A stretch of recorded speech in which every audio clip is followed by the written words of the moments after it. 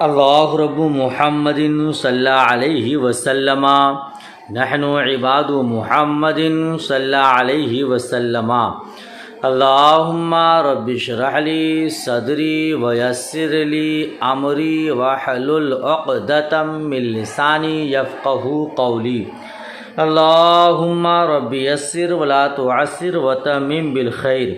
بسم اللہ الرحمن الرحیم۔ وقد ذکر ان کثیرا من المتقدمین والمتأخرین افتوا بقول محمد۔ اتنے کا ترجمہ دیکھیے، وقد ذکر اور بیان کیا گیا ہے کہ اکثر متقدمین اور متأخرین نے امام محمد رحمۃ اللہ تعالی علیہ کے قول پر فتویٰ دیا ہے۔ دیکھیں، اس سے پہلے آپ تو طہر متخلل کا بیان چل رہا ہے، اس میں آپ نے ائمہ کرام کے 6 اقوال پڑھے ہیں، بیان بھی کیا گیا فہذہ ستۃ اقوال، یہاں 6 اقوال ہیں۔ سب سے پہلے آپ نے امام اعظم ابو حنیفہ رحمۃ اللہ تعالی علیہ کا آخری قول پڑھا، جس کو سب سے پہلے ذکر کیا۔ پھر دوسرے نمبر پر حسن بن زیاد کا قول بیان ہوا، جو آخر میں مذکور ہوا۔ تیسرا نمبر ابن مبارک کی روایت، چوتھے نمبر پہ امام محمد رحمۃ اللہ علیہ کا مذہب، اور 5ویں نمبر پہ امام محمد کی روایت، اور 6 نمبر پہ ابو سہیل کا قول۔ ان 6 اقوال کو آپ نے طہر متخلل میں پڑھا۔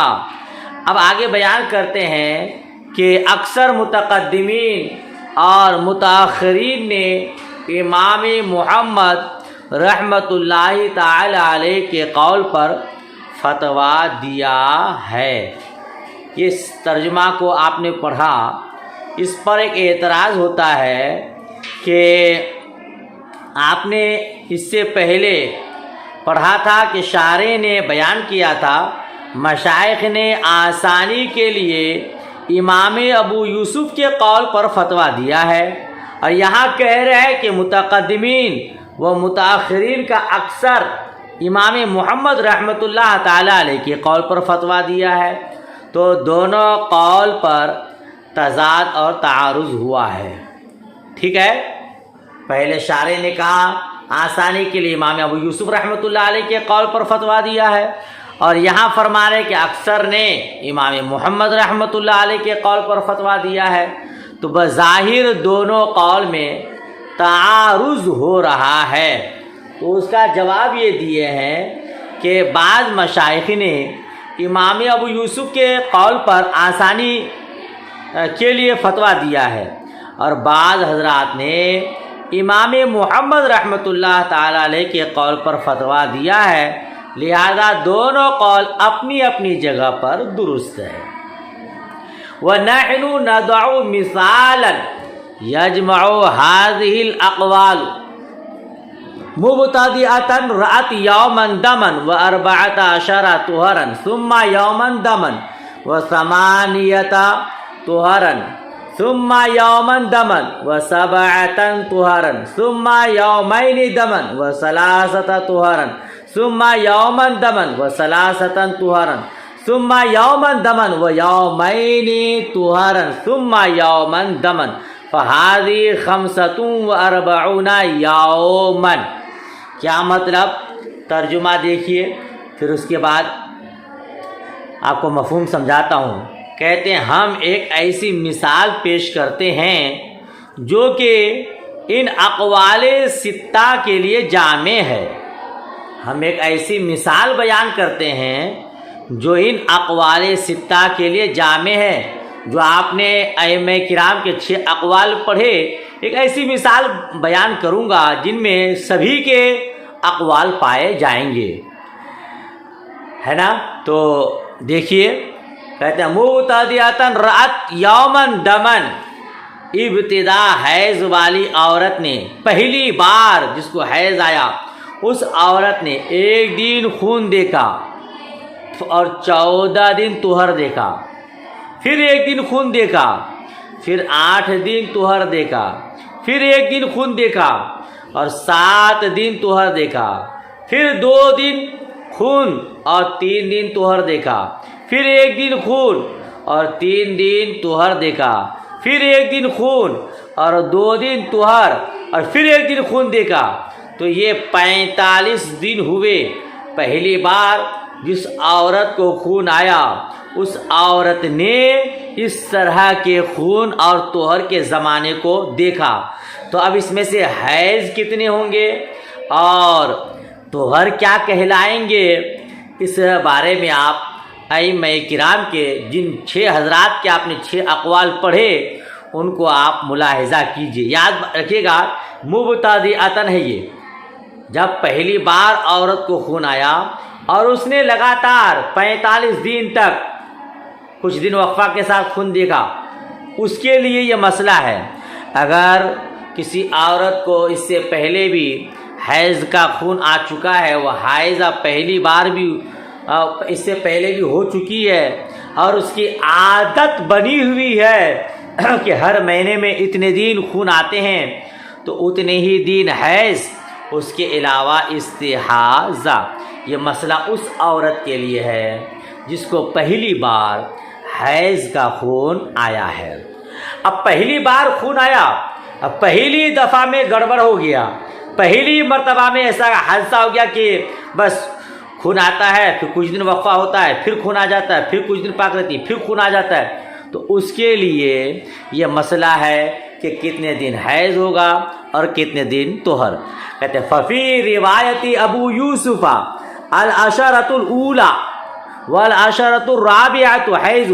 تو امام ابو یوسف رحمۃ اللہ تعالی علیہ کی روایت میں پہلا 10 دن اور چوتھا 10 دن حیض ہے۔ امام ابو یوسف رحمۃ اللہ تعالی علیہ کے نزدیک پہلا اور چوتھا عشرہ حیض کے ہوں گے۔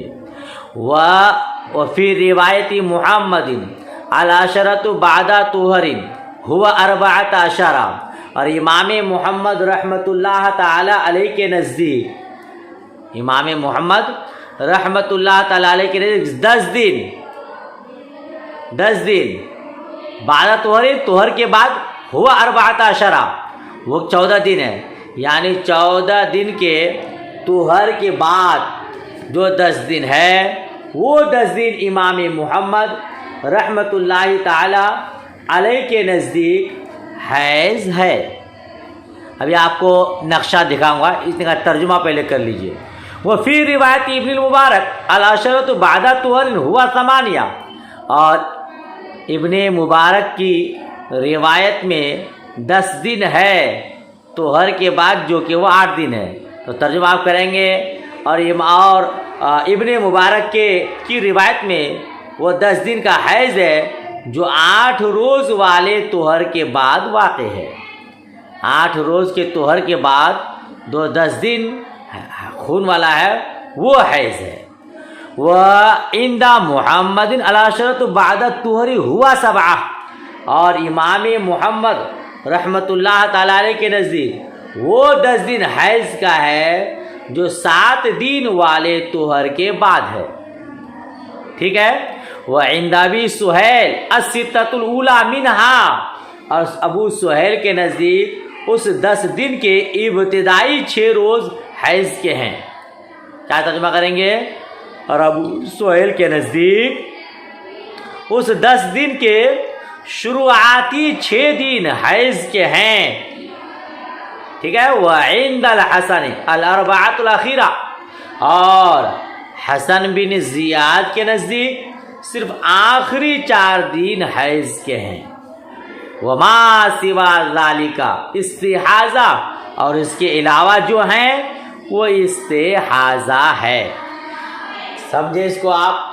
اب آپ تھوڑا نقشہ میں دیکھیے، تو یہاں نقشہ ہے، دیکھیے آپ کیا لکھا کہ امام ابو یوسف رحمۃ اللہ تعالی علیہ کے نزدیک 10 دن حیض کے ہیں، 10 دن حیض کے ہیں۔ پھر روایت الاشرۃ الاولیٰ والاشرۃ، ہاں پہلے 10 دن حیض کے اور بعد کے 10 دن حیض کے۔ پہلا 10 دن کیسا؟ کسی عورت کو ایک دن خون آیا اور 14 دن طہر، یہ دیکھیں 1 2 3 کر کے آپ گنیں گے یہاں تک 14 دن۔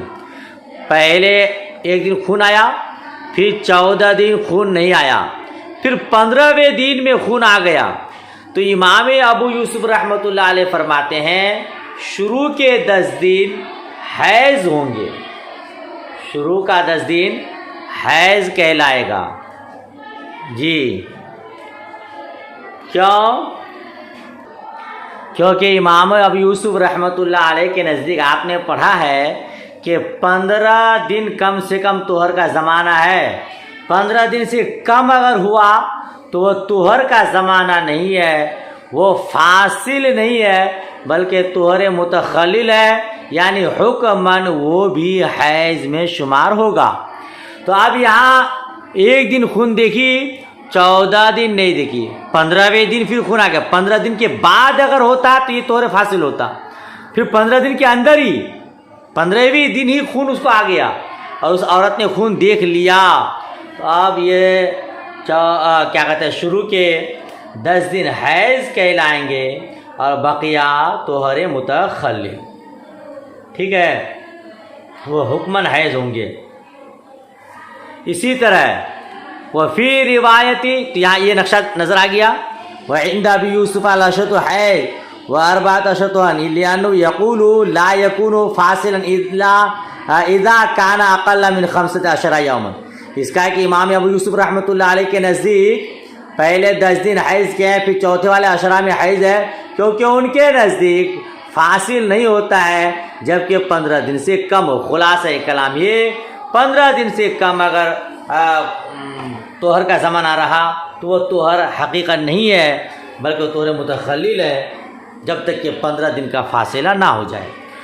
وفی روایت محمد رحمۃ اللہ علیہ، اور امام محمد رحمۃ اللہ تعالیٰ علیہ کے نزدیک 14 دن کے طہر کے بعد جو 10 دن ہے وہ حیض کہلائے گا۔ اب ان کا بھی نقشہ دیکھ لیجئے، 14 دن کے بعد، یہ 14 دن طہر کا ہو گیا، اب ایک دن خون آیا 14 دن کے بعد، ٹھیک ہے، پہلی مرتبہ عورت کو خون آیا، ایک دن خون آیا، 14 دن خون نہیں آیا، 14 دن کے بعد 15ویں دن میں پھر ایک خون آ گیا ایک دن کا۔ اب یہاں دیکھیے کہ 14 دن کے بعد ایک دن خون آیا اور پھر کتنے دن نہیں آیا، ہاں اب اس کے بعد 10 دن جو ہوگا وہ حیض کہلائے گا۔ ایک دن خون آیا، دال سے دم حیض اور طوا سے طہر، تو پہلے ایک دن خون آیا 14 دن کے بعد، اور پھر کتنے دن طہر رہا، 2 4 6 8 9، پھر 9 دن جو ہے خون نہیں آیا، پھر 10ویں دن خون آ گیا۔ تو امام محمد رحمۃ اللہ تعالیٰ علیہ کے نزدیک یہ 10 دن حیض کے ہوں گے، ایک دن خون آیا، 9 دن خون نہیں آیا، پھر 10ویں دن خون آ گیا، تو امام محمد رحمۃ اللہ علیہ کے نزدیک یہ پورے 10 دن حیض کہلائیں گے۔ کیوں؟ کیونکہ دونوں طرف حیض کے خون گھرے ہوئے ہیں اور بیچ میں وہ طہر ہے، تو یہ پورے کے پورے کیا ہو جائیں گے، حیض کہلائیں گے، اور اس کے علاوہ جو ہوگا وہ استحاضہ ہوگا، ٹھیک ہے۔ وفی روایت ابن المبارک العشرہ بعد طہر ہوا ثمانیہ، اور ابن مبارک کے نزدیک 10 دن حیض ہوگا 8 دن والے طہر کے بعد، 8 دن والے طہر کے بعد۔ دیکھیے ایک دن خون آیا تھا، 8 دن خون نہیں آیا، اور پھر 10ویں دن خون آ گیا، ہاں ایک دن خون آیا، 8 دن خون نہیں آیا، پھر 10ویں دن خون آ گیا، تو 8 دن کے طہر کے بعد جو 10 دن ہے وہ ہے حیض ابن مبارک کے نزدیک۔ دیکھیے ایک دن خون آ گیا، اب اس کے بعد 2 4 5 6 7، ابن مبارک کی روایت میں کیا ہے 8 ہوگا نا، 2 4 6 7، اور ابن مبارک کی روایت میں 10 دن حیض ہے 8 والے طہر کے بعد، 8 والے توہر کے بعد 8 والا توہر تو یہ ہے. ہاں تو اب کیا کہتے ہیں ابن مبارک کے نزدیک جیسے ایک دن خون آیا اور 8 دن خون نہیں آیا، 8 دن خون نہیں آیا اور 8 دن کے بعد پھر خون آیا، تو اب یہ 10 دن جو ہے ان کے نزدیک ہو جائے گا حیض کا. کیسے؟ جیسے یہ خون آیا ایک دن، 8 دن والے توہر کے بعد یہ 8 دن توہر ہو گیا اور یہ ایک دن خون آیا، اس کے بعد پھر 7 دن خون نہیں آیا، پھر اس کے بعد 2 دن خون آ گیا، تو 2 اور 7 9 1 10، تو یہ 10 دن ابن مبارک کے نزدیک حیض کہلائیں گے. 8 دن ادھر شروع میں توہر رہا اور پھر ایک دن خون آ گیا اور پھر بیچ میں 7 دن خون نہیں آیا، پھر 2 دن خون آ گیا، تو شروع کے ایک دن اور ادھر لاسٹ کے 2 دن خون آیا اور بیچ میں 7 دن نہیں آیا، تو یہ پورے 10 دن ان کے نزدیک حیض کہلائے گا. ان کے نزدیک ابن مبارک کے نزدیک. اس سے پہلے آپ ابن مبارک کا قول پڑھ چکے ہیں، ان کی روایت پڑھ چکے ہیں، ان کی روایت آپ پڑھ چکے ہیں کہ وہ کیا کہتے ہیں. ان کے یہاں کا مسئلہ یہ ہے کہ دونوں طرفوں پر اگر خون ہو اور بیچ میں خون نہ ہو ہے نا، اور حیض کے نصاب کو پہنچ جائے ٹوٹل ملا کے مجموعہ ملا کے، تو وہ حیض کہلائے گا. شروع میں ایک دن آیا، 7 دن نہیں آیا، پھر 2 دن آ گیا، تو ٹوٹل ملا کر کے 10 دن ہوتا ہے جو حیض کی اکثر مدت ہے. تو دونوں طرف خون، بیچ میں خون نہیں آیا مگر ٹوٹل ملا کر کے 10 دن ہو گیا تو نصاب کو پہنچ گیا. اسی لیے ابن مبارک کے نزدیک یہ 10 دن ہو جائیں گے حیض کے. وعند محمد العشرۃ بعد الطہر 7 ہوا 7، اور امام محمد کے نزدیک 7 دن کے طہر والے کے بعد جو عشرہ ہے وہ ہے حیض. کہاں 7 دن آپ گنتی کیجیے، یہاں 7 دن گیا، پہلے ایک دن خون آ گیا اور 7 دن خون نہیں آیا، اور یہ 7 دن کے طہر کے بعد جو 10 دن ہے یہ امام محمد رحمۃ اللہ تعالیٰ علیہ کے نزدیک حیض ہے. جیسے ایک دن خون آیا، پھر یہاں پہ کتنے دن خون نہیں آیا، 7 دن طہر کے بعد نا، ہاں یہ 7 دن طہر چلا گیا تو 2 دن خون آیا اور پھر 3 دن خون نہیں آیا، پھر ایک دن خون آیا، پھر 2 دن خون، 3 دن خون نہیں آیا، پھر ایک دن خون آیا، تو اب 2 دن خون آیا اور بیچ میں کتنا گیا، 3 دن گیپ، پھر ایک دن خون آیا، کتنا ہو گیا، 2 اور 3 5 5 1 6، پھر 3 دن خون نہیں آیا، 6 اور 3 9، پھر ایک دن خون آ گیا 10. تو یہ 10 دن امام محمد رحمۃ اللہ تعالیٰ علیہ کے نزدیک حیض ہے. ٹھیک ہے، لکھا نا حاضر العشرۃ عند محمد حیض. 7 دن والے طہر کے بعد طوا سے ہے طہر اور دال سے دم حیض، تو یہ 7 دن کے طہر کے بعد جو خون آ رہا ہے نا، یہ ہے حیض امام محمد کے نزدیک. وعند ابی سہیل الستۃ الاولی منہا، اور امام ابو سہیل کے نزدیک ان کے شروعاتی 6 دن حیض کے ہیں. اسی کے شروعاتی 6 دن کیا ہے، حیض کے ہیں. کہاں یہ کیا کہتے ہیں کہ یہ 6 دن شروعات کے، یہ 2 دن خون آیا اور 3 دن خون نہیں آیا، پھر ایک دن خون آیا، پھر ایک دن خون آیا، تو 2 دن خون، 3 دن نہیں آیا، 2 3 اور 2 کتنے ہو گئے، 5، اور ایک دن خون آیا 6. یہ 6 دن ہو گئے خون شروعات کے. کن کے نزدیک، ابو سہیل کے نزدیک.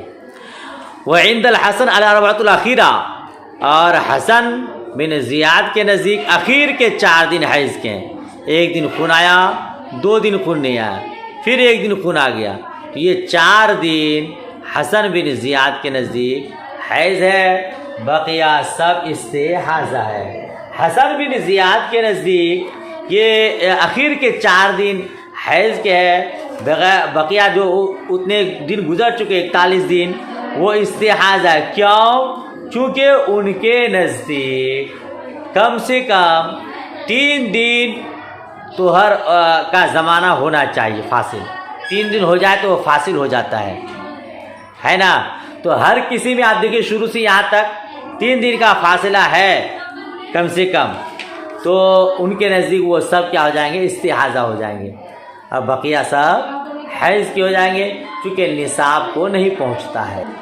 یہ بات شاید کم سمجھ میں ہے۔ حسن بن زیاد کے نزدیک صرف اخیر کے 4 دن حیض کے ہیں، بقیہ سب استحاضہ ہے۔ کیوں؟ کیونکہ حسن بن زیاد کے نزدیک 3 دن سے زائد طہر فاصل ہوتا ہے، اگر 3 دن سے زیادہ ہو گیا تو طہر فاصل ہوتا ہے، ہاں طہر کا زمانہ ہوتا ہے۔ تو اب آپ دیکھیے ان تمام صورتوں میں ہر جگہ 3 دن سے زیادہ ہی فاصلہ ہے، تو وہ سب استحاضہ ہو جائیں گے۔ حیض کب ہوگا؟ جب 3 دن سے کم فاصلہ ہو۔ خالی اخیر کے 4 دن ایسے ہیں کہ 1 دن خون آیا، 2 دن خون نہیں آیا، پھر چوتھے دن خون آ گیا، تو یہاں 3 دن سے کم فاصلہ ہے تو یہ ہوگا حیض، اور جہاں 3 دن سے زیادہ فاصلہ ہے، 3 دن فاصلہ ہے، وہ ہو جائے گا استحاضہ۔ ٹھیک ہے، اور پھر کیا کہا تھا کہ امام ابو یوسف کے نزدیک شروع کے 10 دن اور پھر آخر کے 10 دن یہ ہے حیض۔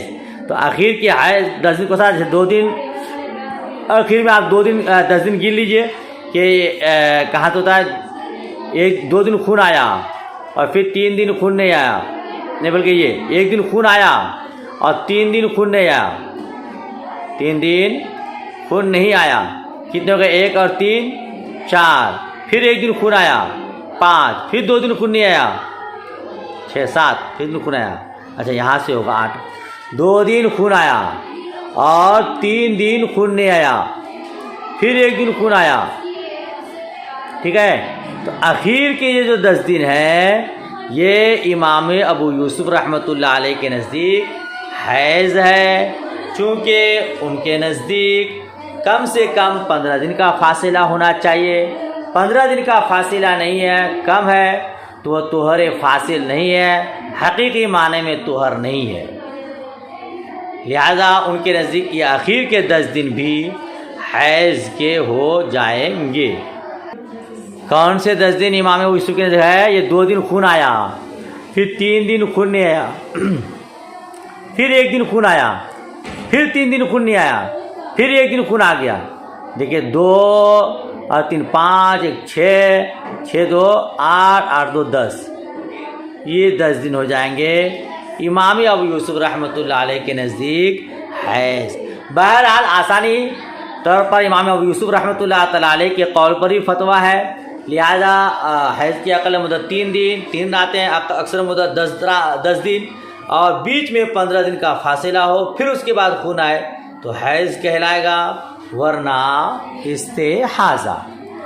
ٹھیک ہے، ففی کل صورت یکون الطہر ناقص فاصلا فی هذه الاقوال سوا قول ابی یوسف، تو ان تمام صورتوں میں طہر ناقص فاصل ہوگا ان اقوال میں سوائے امام ابو یوسف رحمۃ اللہ تعالیٰ علیہ کے قول کے۔ یہ کیا معنی ہوا؟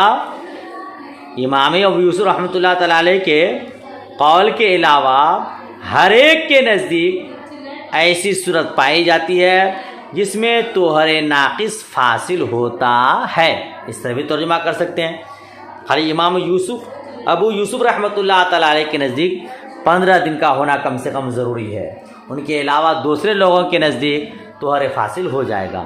فَإِنْ كَانَ أَحَدُ الدَّمَيْنِ نِصَابًا كَانَ حَيْضًا، پھر اگر 2 خون میں سے ایک نصاب کو ہو جائے تو حیض ہو جائے گا، اگر 2 خونوں میں سے کوئی ایک نصاب ہو یعنی کم سے کم 3 دن ہو تو حیض ہوگا۔ وَإِنْ كَانَ كُلُّ مِنْهُمَا نِصَابًا فَالْأَوَّلُ حَیض، اور اگر ہر ایک نصاب ہو تو پہلا خون حیض ہے۔ وَإِنْ كَانَ كُلُّ مِنْهُمَا نِصَابًا، اور اگر ہر ایک نصاب ہو، نیچے لکھا من دمین المحیطین بہی، دونوں طرف خون ہے جو گھرے ہوئے ہے اور دونوں نصاب کو پہنچ جاتا ہے تو پہلا حیض ہے۔ ٹھیک ہے، کسی کو 3 دن خون آیا، پھر بیچ میں خون نہیں آیا، اور پھر بعد میں 3 دن خون آ گیا، تو پہلا والا حیض کہلائے گا، دوسرا والا حیض نہیں جب تک کہ 15 دن کا فاصلہ نہ ہو. ٹھیک.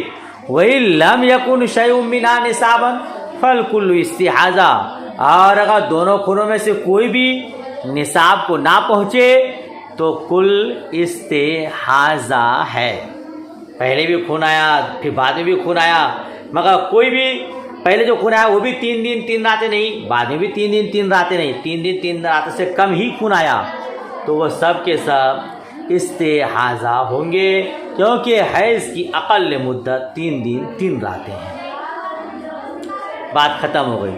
وَإِنَّمَا اُسْتُثْنِيَ قول ابی یوسف، اور امام ابو یوسف رحمۃ اللہ تعالیٰ علیہ کے قول کا استثناء کیا گیا ہے. امام ابو یوسف کے قول کو مستثنا کیا گیا ہے. کیوں کہا گیا ہے، کیوں کیا گیا ہے، آگے دیکھیے عبارت. امام ابو یوسف رحمۃ اللہ تعالیٰ علیہ کے قول کا استثناء کیا گیا لِأَنَّ هَذَا لَا يَتَأَتَّى عَلَىٰ قَوْلِهِ، کیونکہ ان کے قول پر طہر ناقص کا فاصل ہونا متصور نہیں ہے.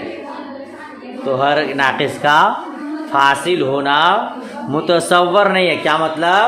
15 دن سے کم اگر فاصلہ ہوا ہے 2 خون کے درمیان تو ان کے نزدیک وہ طہر فاصل نہیں ہے، حقیقی معنی میں طہر نہیں ہے.